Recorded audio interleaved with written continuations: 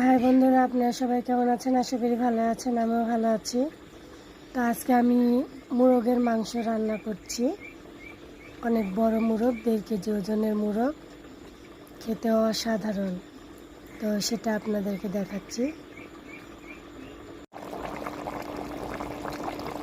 তো এই যে বন্ধুরা দেখুন, এটা হলো সে মোরগের মাংস, আলু দিয়ে রান্না করছি। তো দেখুন এই যে মুরগির রান, মুরগির রান।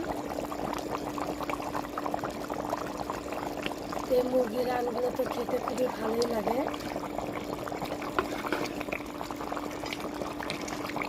তো দেখুন বন্ধুরা, কালারটি কত সুন্দর হয়েছে, খেতেও খুবই স্বাদ লাগবে তরকারিতে। তো এটা আমার বাড়ির মোরগ।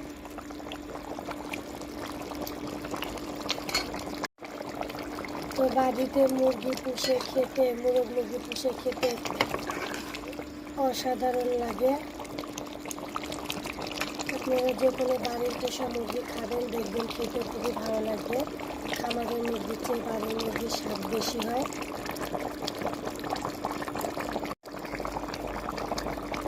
বন্ধুরা, আমি দেশি মুরগির মাংসতে ঝোল করব, কারণ দেশি মুরগির মাংসতে ঝোল করলে খেতে ভালো লাগে। তো আমি একটু পাতলা পাতলা ঝোল করব।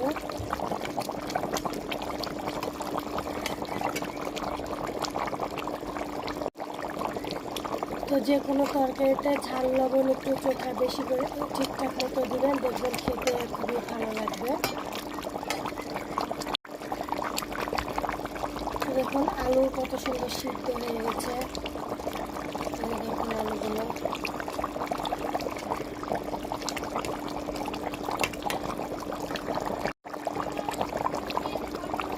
এই যে মাংস রান্না হয়ে গেছে, আমি এরকমই ঝোল ঝোল নামাবো।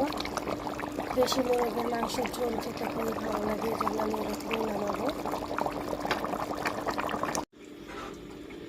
তো বন্ধুরা, মুরগির আসল স্বাদ পেতে হলে বাড়ির পোষা মুরগি খেতে হবে।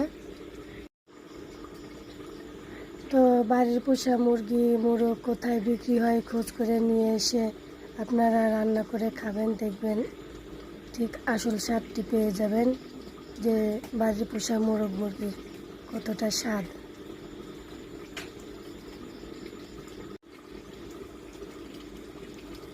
তো আপনারা সবাই ভালো থাকবেন। Bye bye.